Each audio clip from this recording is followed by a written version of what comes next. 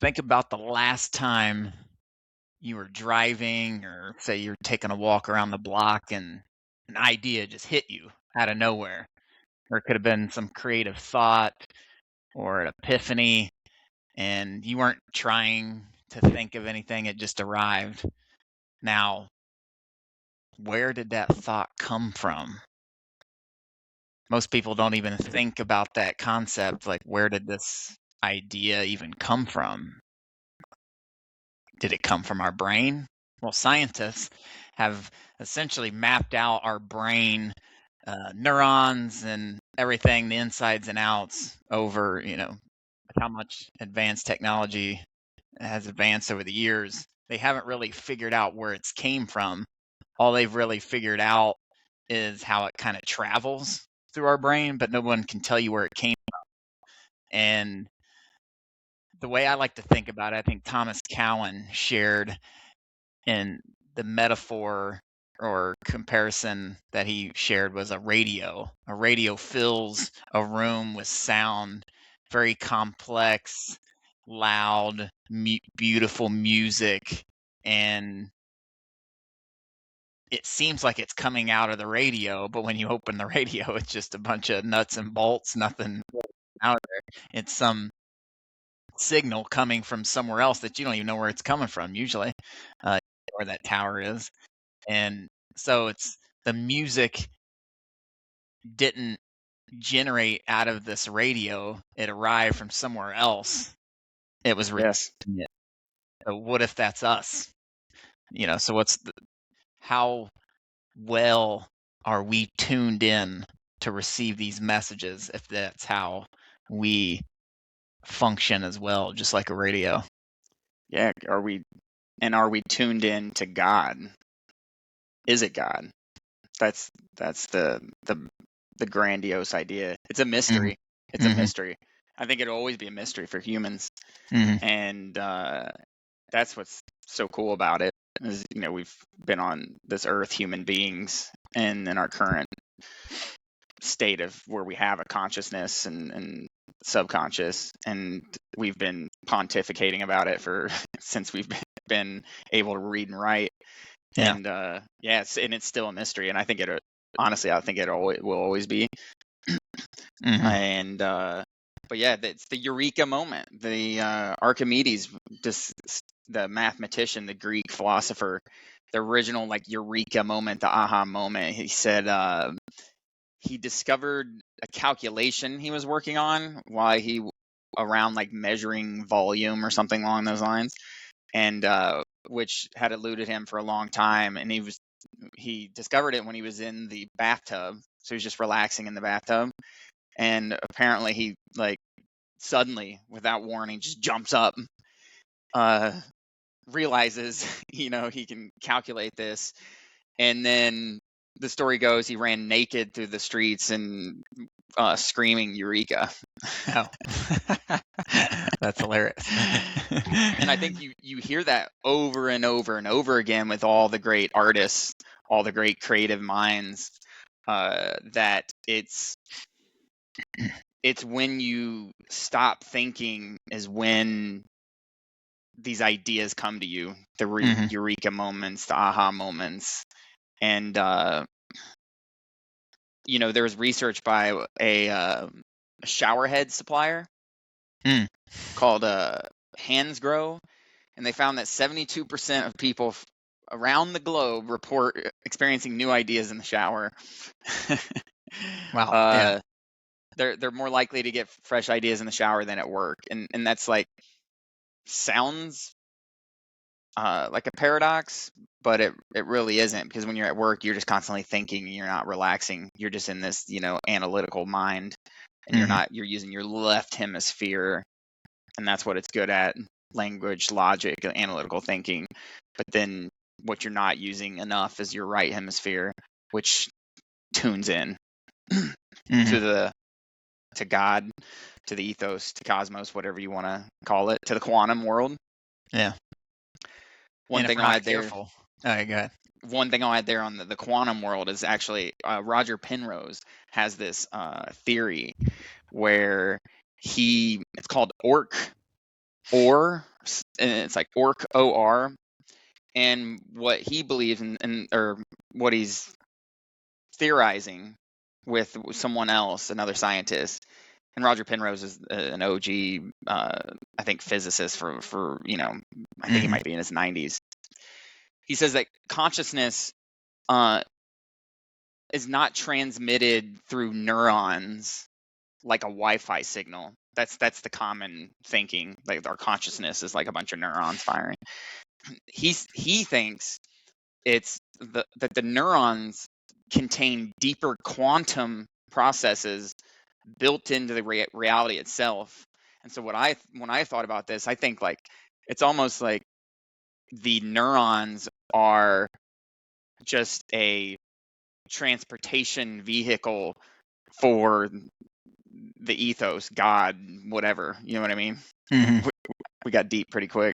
Yeah, it's like the quantum field theory. I think is something that came along, even I think in the 90s or something. I was just listening to a physicist talk about it, but it's essentially like we all operate in this field.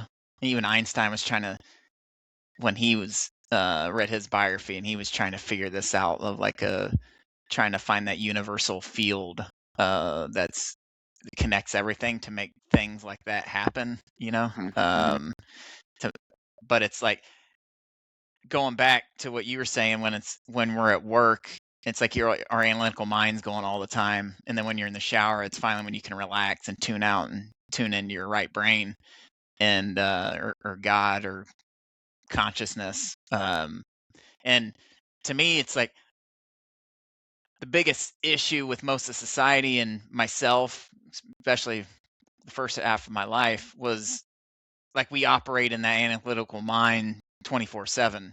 A lot of times it runs us, and it's just running on us 24/7. And how I came up with this idea, even this podcast, just title or idea, was I was left work a little bit early and then just went to a nature preserve. And then lately I've been trying, like, work comes up in my head out of work, as it does a lot of folks. Yeah. And I was just trying to think, and then I was like, all right, I'm going to tune that out, and I'm just going to focus on all my surroundings in nature. So I was just kind of looking up at the trees, and the wind was blowing. It was like a low 70s. It's just like the perfect weather possible. And I was just tuning out, and I was setting my attention on my surroundings around me, nature, beautiful connection, and then I started making different connections to things, and stuff started flowing in all of a sudden. But it took a little bit. It took a few minutes of like getting out of that analytical mind and then tuning in and relaxing and being comfortable, and that my whole environment was setting me up for it. And then I was like, oh, stuff just started kind of flooding in. And to me, that's, you hear all the greatest artists, like you said, the music, novel folks, and a lot of them say some people said they wrote entire books and didn't even know where it come from. They didn't realize they were there, and it just kind of flowed through them, went in and out, and then the book was done. Yeah. That's funny because I write, of course, and once you're writing, things come, and then even looking back on your writing, it almost feels distant to you, like these words just come, grammar or vocabulary comes, grammar comes, and it just flows, and you don't even really know, especially reflecting back and reading an old article, like, oh shit, that's actually interesting. It's like reading a new person. I go back and read my old stuff, and it's like, oh wow, that's interesting. You know what I mean? Like I'm reading it for the first time, but I'm the one who wrote it. I'm the one. And Picasso said, he said, what I capture in spite of myself interests me more than my own ideas. And he went on to explain that he simply had to just begin and stop thinking in order to let the inspiration flow from his paintbrush. And you and I both read the War of Art book. Stephen Pressfield, and that was his huge thing. The war of art is just to get started, sit down every day, and eventually things will come. So just committing and sitting down and starting, just taking action and going, and you hear that often. There's many people that had similar things like that. Woody Allen, famous director, actor, he said he's been using this technique for most of his creative life. He regularly takes showers for inspiration, and in the shower, um, he he he'll do it for like an hour. He says, with the hot water coming down, you've left the real world behind, and very frequently things open up for you. So he just sits there in the hot water in the shower and just sits there and just lets it roll.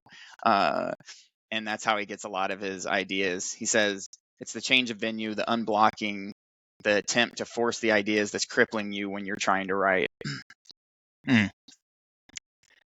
And one of the, you're essentially trying to get, I read the book The Creative Act by Rick Rubin, music producer for a lot of famous acts. But one of the things that a really good book on thinking about creativity and this whole thought process is coming through. But he's always talking about you need to get into a beginner's mind, and that's like one of the most difficult states to be in, because we have all these emotions of our past and present and what's going on at work and blah blah blah, whatever, in your relationships, and it's always kind of distracting you. You want to try and get in that beginner's mind and kind of forget. And to me, it's kind of, what the Buddhists or any Eastern philosophy, like mindfulness, being in the present moment, is all about, is just trying to get into a present moment. If a thought comes through, just kind of let it pass, or if it's something interesting, maybe to act on it, right? But you want to try and get into this, how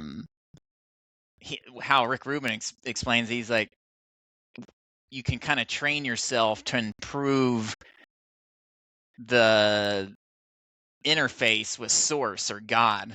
So if like something comes through, you want to always be in that open, you want to be an open vessel for stuff to come through, so then you could be able to take that information and then act on it. But you can continually expand on the receiver, going back to the radio metaphor comparison. So you can continually expand the the tuner on your radio to be able to take in this stuff, and then be able to utilize it and be able to recognize when stuff's coming through. Because Rick Rubin was talking about, he's like, some people, you hear all these people, oh, I had that thought, some famous idea comes through, and you're like, oh, I had that thought. Or I used to do that growing up, I remember. Yeah. Or even when I did my podcast for a long time, and he was like, oh, I always thought about doing one. Many people come up to me, and I thought about it. And I was like, just do it, man. Just do it. But no one would ever do it. Yeah. And he essentially thinks the universe or God sends, stuff needs to be done by messages need to get out. So it's essentially, if you tune, you can receive something from it, and then your job is to act on it. Sometimes we get crazy ideas come through. You shouldn't act on those. But that's where the tuner needs to be kind of developed. And if you don't act on it, it'll essentially be sent to someone else, and they'll see if they'll act on it. Because since you didn't act on it, that's kind of what Rick Rubin was kind of saying, which I thought was very interesting. I mean, if you get into the deep end of this conversation, you can start thinking that, like, well, sometimes you may not be tuning in to God. You may be off the wrong station, and you may mistake it for God, and it may not be. It may be something more mischievous, and so that's a difficult thing. And this is a very esoteric concept and conversation once you get into that world. Mhm. But when you were talking about the Rubin and then your experience in the woods when you thought of this idea, to me it's like when you keep clicking on the radio stations and you keep clicking and it's all ads and you're just trying to find the next one. It's a similar process. That's kind of what I was thinking about, and I Mm. think a lot of these things like showers, moving around. Friedrich Nietzsche said it is only ideas gained from walking that have any worth. Mhm. Powerful. One of the Mhm. greatest writers of all, philosophers of all time, said. Einstein walked a lot. Mhm. uh, uh, Montaigne, famous French philosopher, he would ride horseback, and he said riding frees us from work without encouraging idleness. So like sometimes when you're done with work, you just idle around and don't do anything. And he said his best ideas come while in the saddle. It allows him to forget about his it allows him to forget essentially. And so then it's like your thinking mind just gets kind of, and that's what happens in the flow state, of course. And Mhm. then you're able to tune in more. It's almost like the left brain creates static, going back to the metaphor, and it's just kind of like this static, and you're trying to listen to Pink Floyd, and it's like Yeah. Yeah, it's a big distraction a lot of times. Mhm. And it also can be a good lever to help you. But In order to take action, you need the left. yeah, yeah. So tune in and then tune out. And to be able to decipher the messaging, right? You said some messages may not be from source; Mhm. it may be from somewhere else, or it could just be your left brain in disguise. We've uh, read a book where it talked a lot about the left brain and right brain, and your left brain's very manipulative, especially when you have right brain damage and the left brain's acting on its own. Mhm. They've studied these people, and the left brain will essentially make up stuff when it doesn't know the answer, kind of like what AI does. Yeah, exactly. And so that it could be your left brain making stuff up because it doesn't have the answer, and Mhm. you're not there to receive the message from source, or maybe source isn't sending you a message and you're trying to find some, a message in a empty bottle. Yep. Yeah. Yeah. Exactly right. Um, there was there's this guy named John Eccles, a Nobel Prize winner, Sir John Eccles, and he discovered that thoughts arise outside of the brain. And he was quoted to say, "The mind is not confined to our physical brain, but extends beyond the boundaries of our body." And the brain doesn't create consciousness; it filters and interprets it like a lens through which we perceive reality. Yeah. Uh, and your boy, Dr. Robert Gilbert, mentioned that in a podcast. Mhm. Yeah, rest That's in peace. basically what Rick Rubin was saying too. We're we're essentially a filter of that information, and it's like sometimes that filter runs on auto and just filters it out for you because you're Yeah, not tuning in. You're thinking about work and you're just zipping it out because you need to think about some work or some girl or guy or whatever has been going on with your life. And yeah, I noticed that even like sometimes my walks aren't advantageous to creativity yeah, or even mindfulness. Sometimes halfway through the walk, I'm caught up in something thinking yeah, about, yeah, it could even yeah, be my kids with me and just distracting me, and I'm just not in any type of creative moment or receiver. yep, And but sometimes that's what I've been subtly getting better at. It That's what I did in the woods when I was by myself, is I think it's when what was the Jordan Peterson yeah. quote around. If you orient your aim upward in the highest manner, the spirit that informs your thought will be the spirit of the highest possible aim. Yeah, Or so your aim determines the content of your thoughts. yeah, that's kind of where I was getting at. Your So thoughts it's are like, the handmaiden of your aim.